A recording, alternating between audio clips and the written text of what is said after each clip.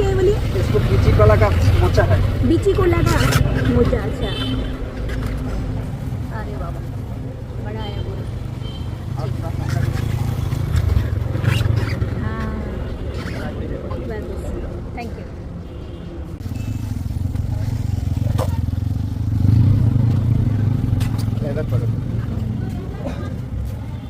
बीची कोला का मोचा।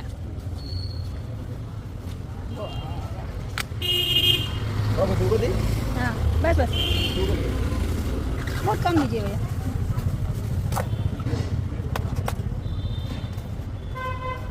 ये वाला फूल के पैकेट। हाँ जी, हाँ फूल के पैकेट। हाँ, नहीं नहीं बस बस। छोटा वाला मोचा खाया है? हाँ खाया। यकीन लो। अच्छा, ये इतना बड़ा मोचा मैं देखा नहीं। खाली ऐसे फेंक दो। अच्छा,